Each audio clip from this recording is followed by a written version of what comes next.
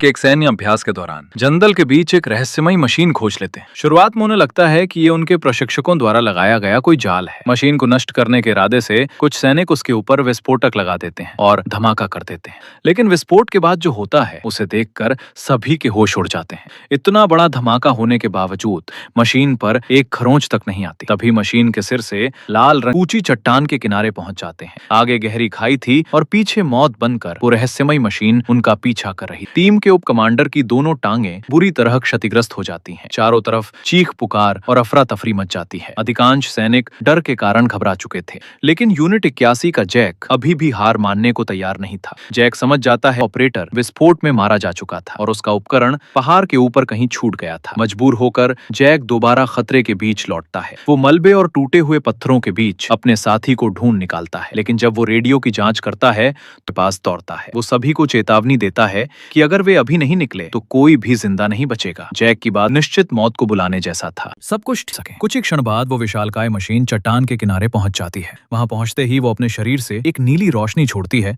और अपने घायल साथियों की हालत देखकर जैक समझ जाता है कि अब उन्हें तुरंत मदद की जरूरत है। इसलिए वो फैसला करता है कि पूरी टीम को पास के प्रशिक्षण शिविर तक पहुंचना होगा। वहां न केवल दवाइयां और मेडिकल उपकरण मौजूद थे, बल्कि असली हथियार और गोला बारूद भी उपलब्ध थे, जिनकी मदद से वे उस मशीन का मुकाबला कर सकते थे। लेकिन उनकी मुश्किलें अभी खत्म नहीं हुई थीं। शिविर की ओर बढ़ते समय उनके रास्ते में एक उफनती हुई तेज नदी आ जाती है। नदी का बहाव इतना खतरनाक था कि सीधे पार करने की कोशिश करना आत्महत्या के बराबर था। सभी सैनिक कुछ देर तक सोचते रहते हैं। तभी जैक के दिमाग में एक योजना आती है। वो अपना कंपास एक पेड़ पर टांग देता है और एक सैनिक को उस पर नजर रखने के लिए लगातार जैक को नीचे की ओर बहाने लगती है। कुछ ही देर में रस्सी पूरी तरह ढीली पड़ जाती है और दूसरी तरफ खड़े सैनिकों को लगता है कि शायद जैक बह गया है। उनके चेहरे पर निराशा छा जाती है, लेकिन तभी अचानक दूसरी तरफ से रस्सी फिर से तन जाती है। जैक सफलतापूर्वक नदी पार कर चुका था। उसे सुरक्षित देखकर सभी सैनिक राहत की सांस लेते हैं। जैक तुरंत दूसरी तरफ एक मजबूत पेड़ से रस्सी बांध देता है। इसके बाद बाकी सैनिक मिलकर